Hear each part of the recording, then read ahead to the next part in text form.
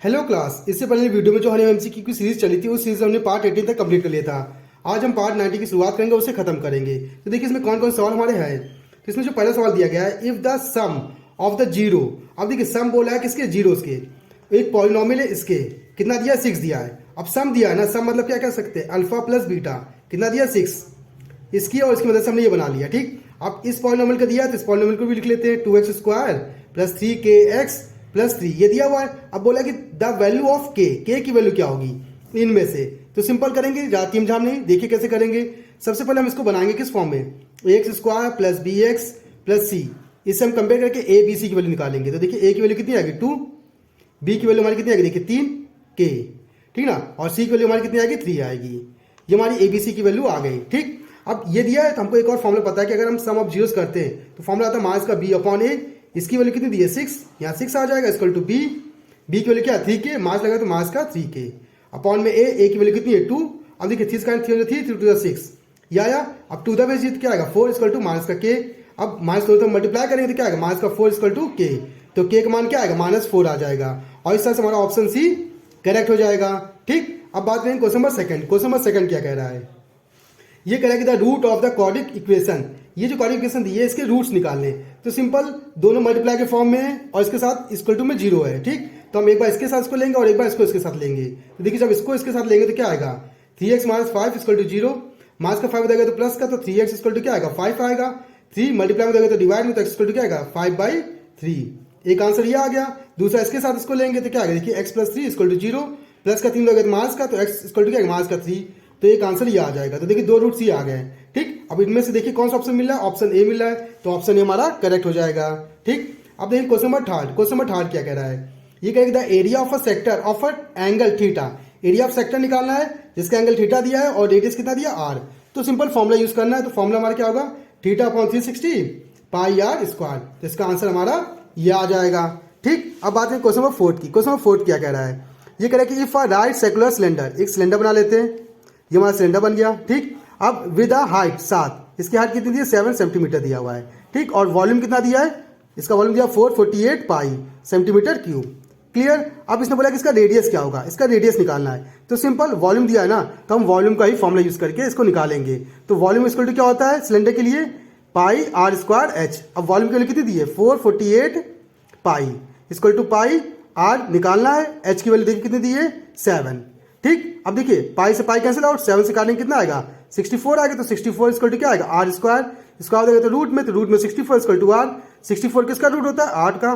तो r कितना आ गया, 8 सेंटीमीटर। तो इस तरह से हमारा ऑप्शन कौन सा, ऑप्शन ए करेक्ट हो जाएगा। अब बात करें क्वेश्चन नंबर फिफ्थ की। क्वेश्चन नंबर फिफ्थ क्या कह रहा है, ये कह रहा है कि the parameter of a semi circular protector. एक प्रोटेक्टर बना हुआ है, तो प्रोटेक्टर बना लेते हैं। ये कुछ ऐसा दिखता है, ये सेंटर पॉइंट, ये इसका रेडियस, ये भी इसका क्या होगा, रेडियस होगा। ठीक, अब इसने बोला गया कि पैरामीटर बोला है ना, तो पैरामीटर में देखिए ये हिस्सा पूरा काउंट होगा, सेमी सर्कल वाला हिस्सा, और ये दोनों हिस्से भी काउंट होंगे। तो देखिए ये सेमी सर्कल है ना, तो हम कह सकते हैं पैरामीटर में क्या आएगा, सेमी सर्कल। सेमी सर्कल का फॉर्मूला क्या होता है, पाई r। ठीक, प्लस यहाँ देखिए ये r और ये r क्या आएगा, 2r आ जाएगा। और पैरामीटर कितना गिवन है, 36 इक्वल टू क्या आएगा, पाई r प्लस 2r। इतना क्लियर। अब इसका डायमीटर निकालना है। डायमीटर मतलब क्या, d इक्वल टू 2r। हमें d निकालना है, इसके लिए हमें r चाहिए होगा। ठीक, अब इसको थोड़ा सॉल्व करते हैं। देखिए r कॉमन कर लेंगे, इसमें भी r इसमें भी r है, तो क्या मिलेगा, पाई प्लस 2, यहाँ 36, ये मल्टीप्लाई में देगा तो डिवाइड में, तो 36 अपॉन क्या आएगा, पाई प्लस 2 आ जाएगा। ये हमारी r की वैल्यू आ जाएगी। बस इस r की वैल्यू को यहाँ पुट करना है। तो d इक्वल टू क्या आएगा, 2 मल्टीप्लाई 36 अपॉन में पाई प्लस 2, मल्टीप्लाई कीजिए कितना आएगा, 72 अपॉन में पाई प्लस 2। तो ये हमारा डायमीटर आ जाएगा। तो इस तरह से हमारा ऑप्शन कौन सा, ऑप्शन ए करेक्ट हो जाएगा। ठीक, अब बात करें क्वेश्चन नंबर 6 की। क्वेश्चन नंबर 6 क्या कह रहा है, ये कह रहा है कि इफ प्रोबेबिलिटी दिया है किसी इवेंट के होने की 0.005% या 0.005, देन प्रोबेबिलिटी ऑफ नॉट ई, मतलब ना होने की प्रोबेबिलिटी बतानी उस इवेंट के। तो सिंपल हमें पता है कि कोई इवेंट हो रहा है या नहीं हो रहा है, उनका जो सम होता है वो हमेशा 1 होता है। तो हम कह सकते हैं कि P E plus P not E इसको क्या होगा 1।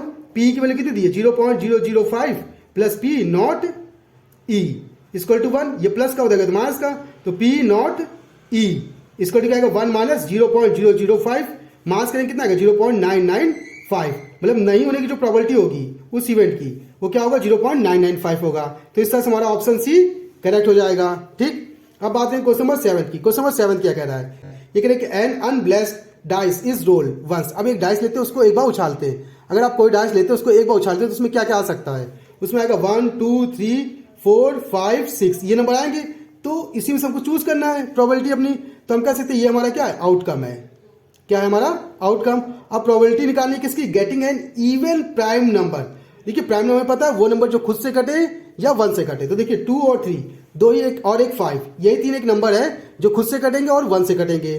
ठीक, तो ये तो हमारे प्राइम नंबर मिल गए। लेकिन इसने बोला इवन ना, तो देखिए 3 और 5 तो इवन है नहीं। तो इवन कौन है हमारा? 2। तो हम कह सकते हैं हमारा जो इवेंट है वो हमारा क्या है? 2 है और सिर्फ एक ही बार आया हुआ है। ठीक, तो हमें पता है फॉर्मूला क्या होगा और ये आया कितनी बार? एक बार लिख लेते हैं। ठीक ना, कंफ्यूज ना करें ये चीज। अब प्रोबेबिलिटी निकालनी है किसके? इवेंट प्राइम नंबर की। होता है क्या? Event upon outcome. इवेंट कितनी बार आया? एक बार। और आउटकम टोटल कितने? 6। तो आंसर क्या आएगा? 1/6। और इस तरह से हमारा आंसर आ जाएगा। अब बात करें क्वेश्चन नंबर 8। क्वेश्चन नंबर 8 क्या कह रहा है? ये करेंगे 7, 7, 8, 8, 6, 6, 3, 5, 14, 7, 7। इसमें निकालना मोड। मोड क्या होता है? वो नंबर जो सबसे ज्यादा बार आता है किसी सीरीज में, वही हमारा क्या होता है? मोड। या कह सकते हैं जिसकी फ्रीक्वेंसी ज्यादा होती है वही हमारा मोड होगा। तो इसमें आप देखेंगे कि 7 की फ्रीक्वेंसी क्या है? ज्यादा है। 7 4 बार आया हुआ है। ठीक, तो हमारा मोड क्या हो जाएगा? 7 हो जाएगा। ठीक, तो इससे हमारा आंसर आ जाएगा। ठीक, अब बात करें क्वेश्चन नंबर 9 की। क्वेश्चन नंबर 9 क्या कह रहा है? ये कह रहा है कि the value of cosec square 30 multiply sine square 45 minus sec square 60। इसकी वैल्यू क्या होगी? सिंपल, पहले कॉसेक 30 लिखा है ना, उसकी वैल्यू रखेंगे, उसका स्क्वायर लगा देंगे, स्क्वायर लगा हुआ है। इसलिए साइन 45 की वैल्यू रखेंगे, उसका स्क्वायर लगा तो स्क्वायर लगा देंगे। माइनस सेक 60 की वैल्यू रखेंगे, स्क्वायर लगा तो उसका स्क्वायर लगा देंगे। ठीक, अब देखिए कॉसेक 30 की वैल्यू क्या होती है? 2, स्क्वायर लगा तो स्क्वायर, मल्टीप्लाई साइन 45 कितना होता है? 1/√2, स्क्वायर लगा तो स्क्वायर लगा देंगे। माइनस सेक 60 कितना होता है? 2, स्क्वायर लगा तो स्क्वायर लगा देंगे। ठीक, 2 का स्क्वायर 4, मल्टीप्लाई 1 का स्क्वायर 1, √2 का स्क्वायर 2, माइनस 2 का स्क्वायर 4, 2 2 2 4, मास करेंगे क्या? मास का 2 आ जाएगा। इस तरह से हमारा ऑप्शन ए करेक्ट हो जाएगा। ठीक, अब बात करेंगे क्वेश्चन नंबर 10 की, जो कि हमारा लास्ट क्वेश्चन है। ये कह रहा है कि if sine B equal to 0.5 the value of 3 cos b minus 4 cos cube b। इसकी वैल्यू निकालनी है। ठीक, अब देखिए ये दिया है तो इसकी मदद से हम इसकी वैल्यू निकालेंगे। तो पहले बना लेते हैं। साइन बी इक्वल टू 0.5 है ना, तो लिख सकते हैं 1/2।